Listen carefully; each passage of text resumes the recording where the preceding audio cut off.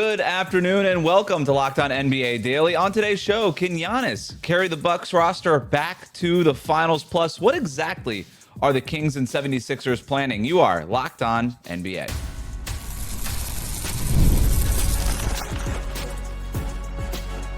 You are Locked On NBA, your daily NBA podcast.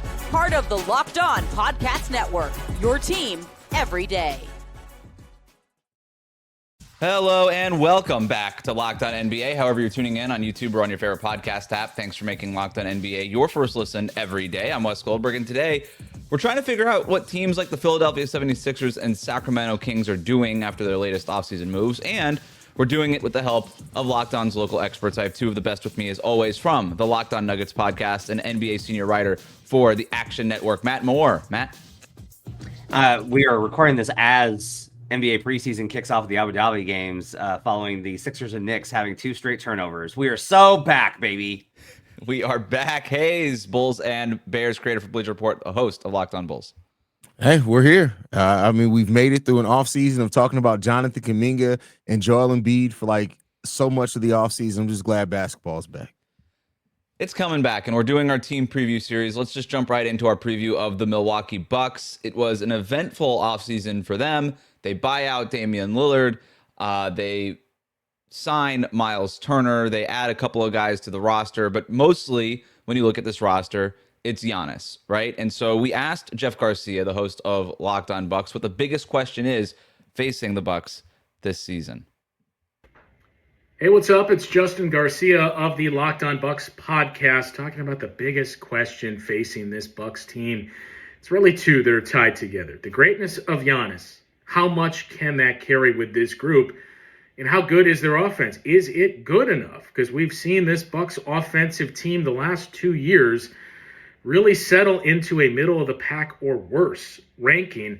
A team that had Giannis and Damian Lillard. Crazy to think that the offense would be the one carrying the questions.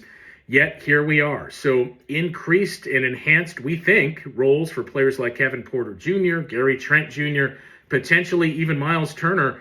What does that mean for your offense and three-point volume that we see? But more importantly, MVP-level Giannis with pieces that fit on both ends of the floor. Is that good enough to get the Bucks into that second tier of contenders in the Eastern Conference, just behind teams like the Cavs and the New York Knicks? The greatness of Giannis will really be tested this upcoming season. On one hand, I kind of like the realistic approach there, right? He's not talking about maybe the Bucks getting above the Cavs or the Knicks in the regular season. I think there's a understanding of where this roster is, but it is a great question. How far can Giannis take the Milwaukee Bucks if they make the playoffs, Matt? What do you think? I think they can actually go pretty far. The playoff performance versus the Indiana Pacers, I think, is an interesting litmus test for. You can look at that and go, well, that just kind of shows you they can't do anything with this roster. And they doubled down on it, and they got obliterated by the Pacers. On the other hand, the Pacers pretty much obliterated everybody in the Eastern Conference, including the Cleveland Cavaliers, the 1 seed, and really dominated the New York Knicks in the conference finals as well. So at the time, we were like, oh, well, the Pacers killing this Bucks team is kind of proof that this isn't going to work. But then you see what the Pacers did to the rest of the Eastern Conference, and it's like, well, okay, maybe not. Their performance over the back half of the season when Dame was out was actually really good. And what's funny is, Justin talking about how the concern is on the offensive end. That's where they were strongest. They were top 10 in offense post All-Star. They were 16th in defense. I have a lot more questions about their defensive side with guys like Kevin Porter Jr., with the guys that they are playing now in bigger roles. But I think, look, Giannis, center who can spread the floor, shooters, good combo. Like that's a good combo. And Giannis really is enough to push you pretty far. Like Giannis with enough perimeter shooting pressure, that's a sustainable model. And if they get the right sequence of matchups, Haize, I'm not going to be surprised if they make a Final Four. I would be surprised if they make the Final Four, but I'm not completely like selling them out on being a tough team in the Eastern Conference. Like Giannis is enough, and I think you look at Myles Turner, who's always played with Indiana, always played with the star, dating back to the end of Paul George's era. There, like we know that Myles Turner can play really good complementary basketball and step up and make big shots and some big defensive plays when you need him to as well. I think what hinges on this is what version of Kyle Kuzma do they get? I get it; it's all on Giannis. But that's a big question here, because if you get a Kyle Kuzma that's locked in and effective, at least offensively, then yeah, my view on this team changes a little bit. But the way that Kyle Kuzma looked with that Milwaukee Bucks team, it doesn't really inspire to have any faith in it. But we've seen Kuzma play better basketball. We know that Kuzma is capable of better basketball than that. So I'm not counting them out of being in that second tier in the East. Like they can be around the 6-7 seed of try to avoid the play-in, but I'm still not. I'd have to see it how that goes over the season before I give them a chance in the playoffs and in that type of atmosphere to really do much. They need jumps. They need jumps from some of these other guys, right? Like Ryan Rollins needs to make a step. AJ Green needs to make a step. I like the additions of Myles Turner. You have to love it like that. Gary Harris, maybe he's able to have a nice third chapter of his career. That I think could be promising. They added Amir Coffey, who I really like, and was surprised that he didn't really land anywhere. Taurean Prince is a very good, like there are good players on this roster, but man, when you put it like that, when Haize is like, well, it really kind of depends on what they can get out of Kyle Kuzma, that's when I start to be like, maybe I don't want to be on this team. It does speak a little bit to where the NBA is right now, right? Where you talk to people around the league and everybody says is depth. Depth matters. You look at OKC, you look at Indiana, and Milwaukee, they don't really have it, right? But they do have, we all believe, probably by far the best player in the Eastern Conference in Giannis. So when Jeff is saying everything is about Giannis and whether or not, like, it would require probably even more than an MVP level at this stage for Giannis to drag this Milwaukee Bucks team. Maybe it is just Kyle Kuzma making a jump or some of these other players making a jump, but it's an interesting sort of litmus test into where the NBA is, kind of looking at where this Bucks roster is. One of the other guys that they signed this summer was Cole Anthony. We asked Camille Davis, the co-host over at Locked On Bucks, what she thinks Cole Anthony can bring to the Bucks. Specifically, will he be more of a godsend or a liability? Is Cole Anthony going to be more of a liability or a godsend?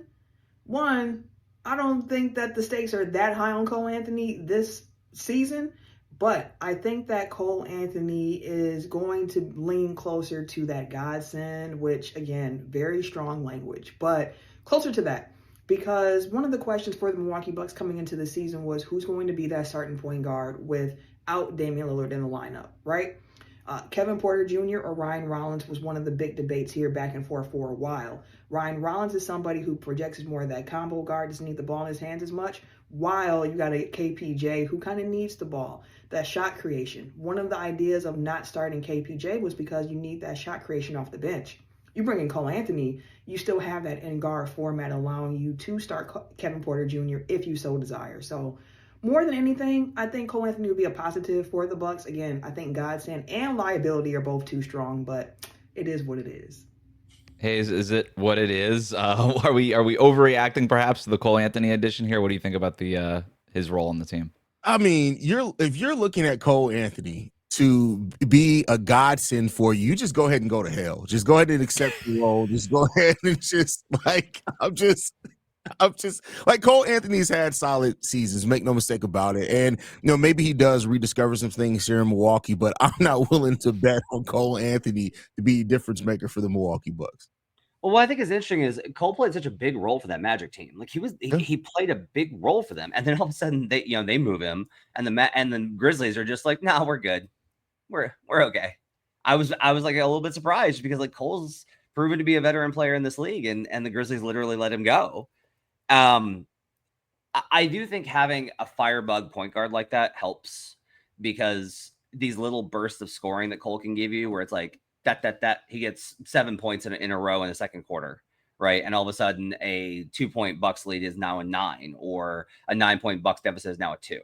Like those little bursts that those kind of guards can give you actually wind up mattering a lot over the course of the season. Does Cole have problems, I think, as far as like his overall play? Yeah. But the moment to moment small possessions, there's guys that you want I want their performance over 20 games. That's what really helps us. And there's guys where it's like these 5 games where he was really helpful.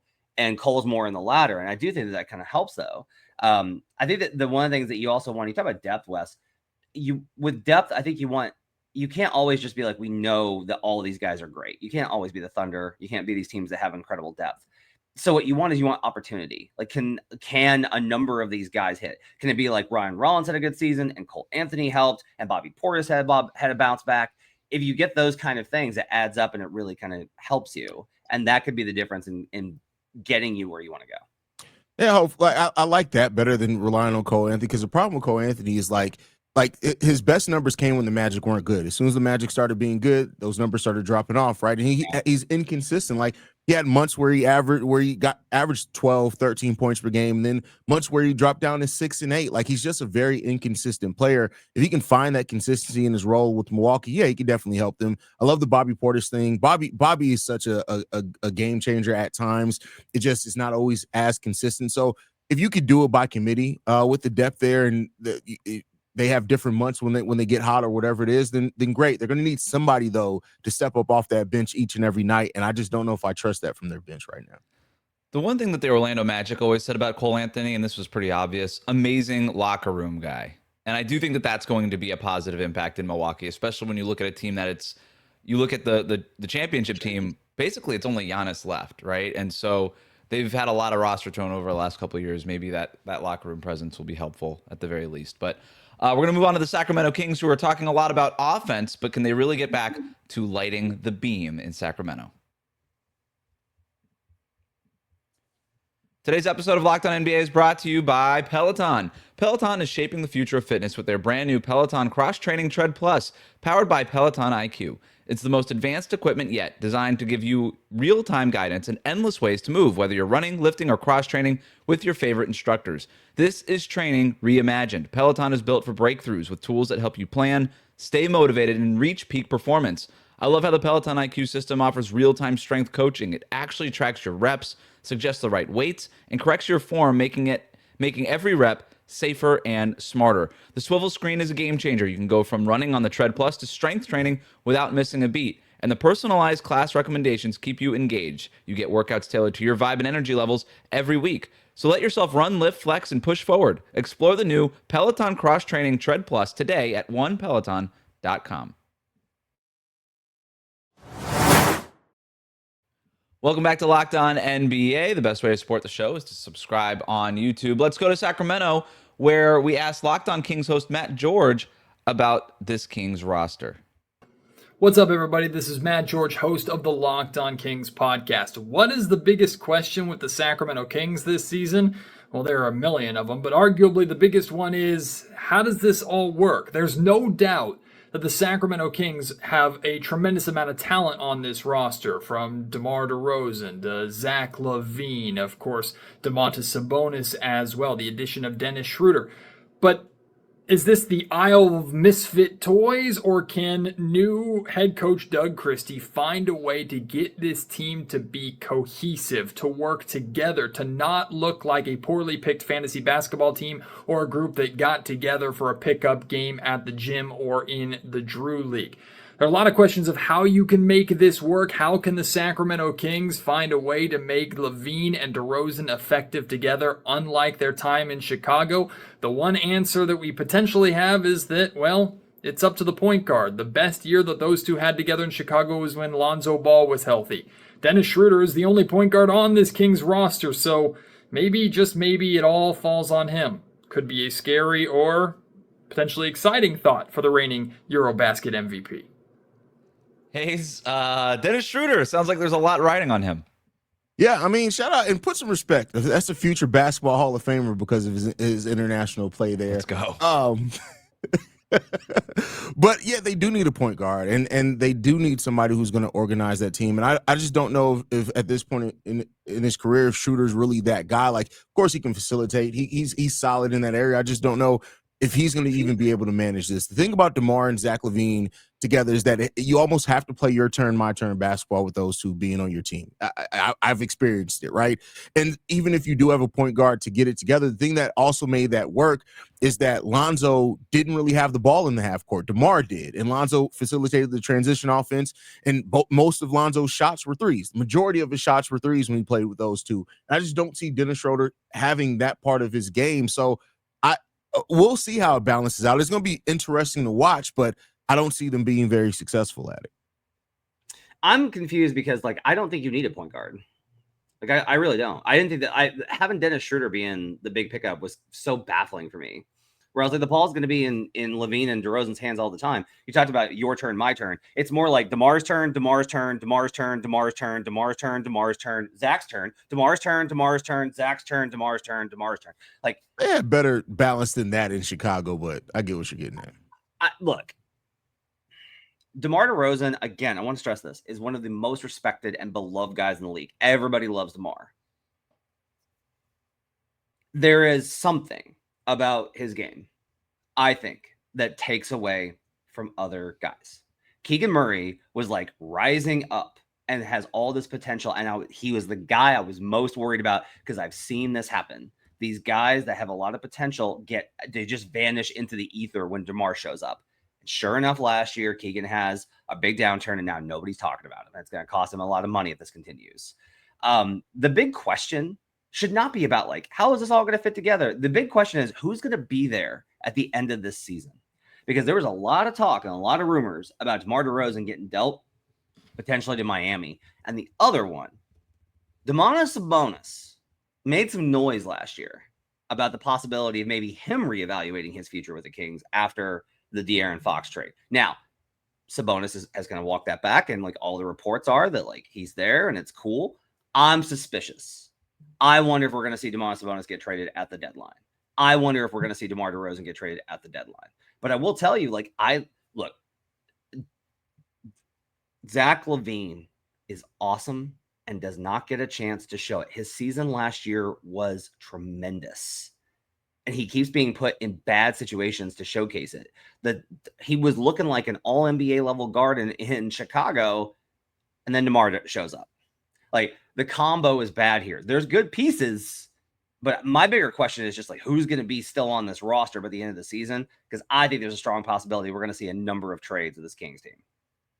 Yeah, I mean, I know they're saving face now, but I definitely see a trade coming. If Sabonis does request a trade officially and he wants out of there, trade everyone. Get whatever you can back, and it's time to just reset the deck. They probably really need to do that anyway. I don't see them salvaging this now with DeMar and Zach. Now, if you can find somewhere for DeMar to go, maybe you can start getting some things together. But you're right about DeMar. DeMar has to play one specific way. That is who it is. If you have DeMar DeRozan on your team, you're committing to play a certain style of basketball for him to be the most effective version of himself. That's just what you're doing. That's why we've seen these times where DeMar does get into free agency, both last time before the Bulls signed him and this time before he was signed and trade to the Kings. Like, it's not a huge market out there for DeMar because you have to commit to a way of playing that also is just not the modern way of playing basketball. So I think you're onto something there, Matt. If they can move on from DeMar, maybe they can salvage it. But if you get to the point where Sabonis is ready to get out of there, you just go scorched earth. Just send everybody out.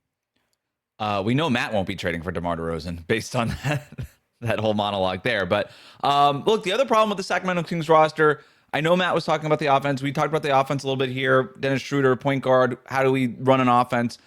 Their defense might be the biggest issue right now in Sacramento. I don't know who they are stopping. That's what we asked Matt George. This is Matt George with the Locked On Kings podcast, and I got a question for you. Who in the world is scoring on the Sacramento Kings? I mean, listen to this starting five, right? You got Domantas Sabonis at the center position. Everybody knows he's a master rim protector and shot blocker, so good luck scoring on that man around the rim. You got Dennis Schroeder, who's come in as a point guard, except he's quite literally the only actual point guard on this roster, so hopefully he doesn't get tired, but he won't. He never gets gassed. You got the wing lockdown defenders of DeMar DeRozan and Zach LaVine, who clamped everybody up in Chicago, and now they're going to do it here in Sacramento. Then you got Keegan Murray, who, in all seriousness, is actually a really good defender, but he's the only guy on this roster that's actually, like 6'8", 6'9". You can sense the sarcasm. There are major questions about the defense for the Sacramento Kings. However, new head coach Doug Christie, he's very defensive minded, and all we've heard at training camp is 94 feet, 94 feet. The Kings are going to try and be well conditioned to just outwork you and tire you out on the defensive end of the floor. It's fun to talk about, but let's see if this roster can actually pull it off. Matt, for a team that might have a hard time guarding 3 feet, is guarding 94 feet the right way to go? Everyone's talking about this. Everyone's talking about picking up guys further up the court. This is like one of the big talking points from preseason, along with physicality. I agree. I know the answer is like, no, this is not a good idea. You're just going to wind up getting them. They're going to beat you down the floor, and then that's an easy bucket. And then you're going to try and run back up and score on them, and that gets sloppy and then increases your turnover rate. It's not a good idea. What sucks is, Keegan really, I think, can be an elite defender, and Keon Ellis is a hugely impactful defender. Again, like, if you made some trades, you can figure this out. Like, you can compensate for Zach LaVine, Domantas Sabonis. You can compensate for that. You can't compensate for Zach LaVine, Domantas Sabonis, and DeMar DeRozan. So trades, I think, could get them to where, like, hey, maybe the defense could actually be okay. But I think if you're looking for a realistically optimistic view of the Kings, it's like, try and get your principles so down pat that you're able to finish 18th.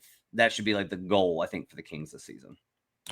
So, here's the thing with the Chicago Bulls: the DeMar DeRozan, Nikola Vucevic, and Zach LaVine were on a team that was top 10 in defense for 2 years. So they can. You need a commitment, and you need ball stoppers to help, but they can buy into a team concept defensively. I've seen them do it. So they can be locked in defensively, but you're going to have to hope that Devin Carter, Keegan Murray, somebody takes a significant step defensively to do that. And Doug Christie's going to have to come up with a scheme that they really buy into. And I don't know how much that can happen with DeMar at this point of his career, but they were on a team together with and I would say Vooch is even weaker defender than Sabonis. So, like, that team was top 10 in defense. And the only on-ball defenders we had were Alex Caruso, Lonzo Ball, and a young Ayo Dosunmu who was inconsistent at that point as a rookie. So, it can be done. I just don't know if they have the roster to make that happen. There's all this talk about the point guard. Center. Here's the list of centers on this team. Domantas Sabonis, Dario Saric, two-way player Dylan Cardwell. That's it. If they had a rim protector, if they just had a rim protector and could play Domantas at 4 in a double big lineup, I feel so much better about this team. Like, I would feel way better about this squad if it was just like you traded if you just traded DeMar DeRozan for like Clint Capella. I would be like, okay, we can figure something out here.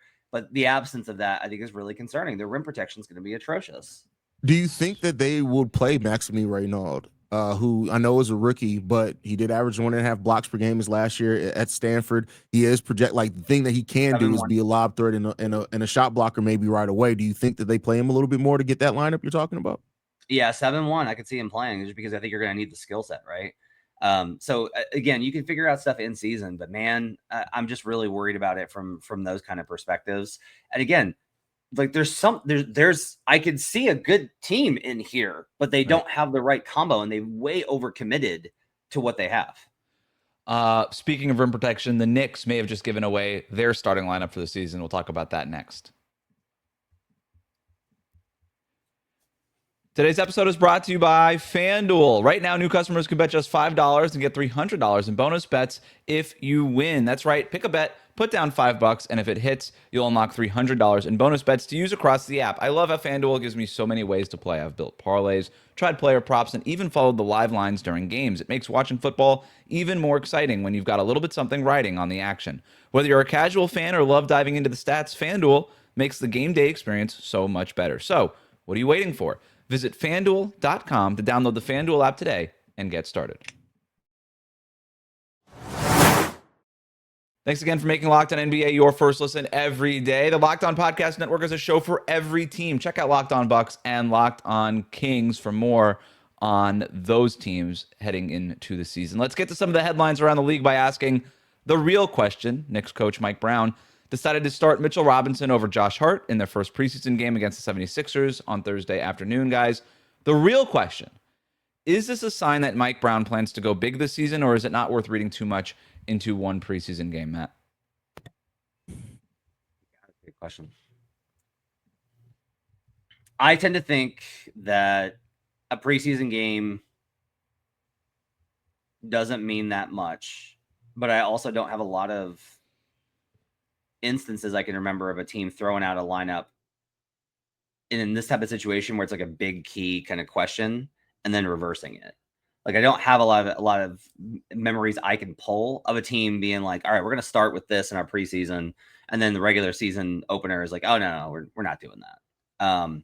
Coaches always want as much flexibility as possible. They always want to be able to be like, well, it depends on what I want to do, and that's fun, but that's not what the players want. The players want to know, what are you doing?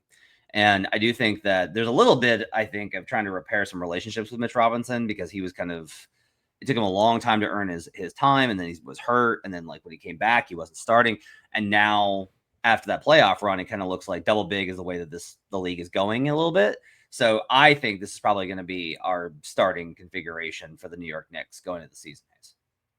Yeah, I mean, it could very well be that maybe Mike Brown gets some data that he doesn't like on it, and then decides to go a different route. I mean, preseason is kind of for figuring some things out. But to me, if you ran this out at your first preseason game, it means that this is where your mind is, that you're probably is going to be your starting lineup. And it makes some sense to have both those guys out there. I had a question about the depth behind those guys, but I think that's probably the lineup they're going to run. And if it doesn't work out, move Mitchell Robinson. I think is probably the plan there. If I had to guess, my best friend, the godfather of my children, is a Knicks fan, born and raised in New York. And he hates the lineup. He hates the proposition of the lineup. Anytime you bring it up, he damn near pulls out his hair. But I think I could see it working. I can see it work. I really can. Is that a pro Josh Hart thing because he's like a New York hero? Like, what is it? He just hates Mitchell Robinson. It's just an irrational Mitchell Robinson hate. As much as Matt hates DeMar DeRozan, or no, probably more. Honestly, I do not hate DeMar DeRozan. Just to put this in as a gag gift for his birthday, I got him a Mitchell Robinson jersey, and he literally put it on the fire at the next barbecue we were at his house. So there you go. We got to figure out a bet for this show where we get Matt Moore a DeMar DeRozan jersey for if he loses. I'll take care of it. Don't worry about it. Send me your address, man. In other news, Quentin Grimes, the restricted free agency saga is finally over, guys. He is signing his 1-year, $8.7 million qualifying offer to return to the Philadelphia 76ers this season. The deal carries an inherent no trade clause, and Grimes can become an unrestricted free agent next summer. The real question, though, guys, what's the plan in Philadelphia, Haize? Hope, prayer. I don't know. I have no idea what they're going to do there. They have a lot of depth at the 1, 2, and 3. There are a lot of kind of overlap guys there between Maxey McCain, Quentin Grimes, VJ Edgecombe. They got a lot of things that they need to figure out there. I like Adembana being their starting center. I don't know what Philly has going on. I don't think that they fully know what they're doing right now. They're just hoping something sticks to the wall. But Quentin Grimes being there for 1 year, great. He gets a qualifying offer. He's going to bet on himself. They can't trade him this season, so all that stuff benefit him. But we'll see what the market. I don't think he's going to have a big market for himself next offseason either. So when the Mavericks picked him up last year, it was weird because I was like, oh, they're probably going to move him because he wants so much money, and I was really surprised. I was like, oh, this is like $30 million he wants. It's crazy. Yeah, like he thinks he is going for it, and the problem is just like. I think it's important for guys to maximize earnings. I think when you do so to this level where one competing team is like, we're trading you because we don't want to deal with the hassle of what you're going to be demanding and how insistent you are on this.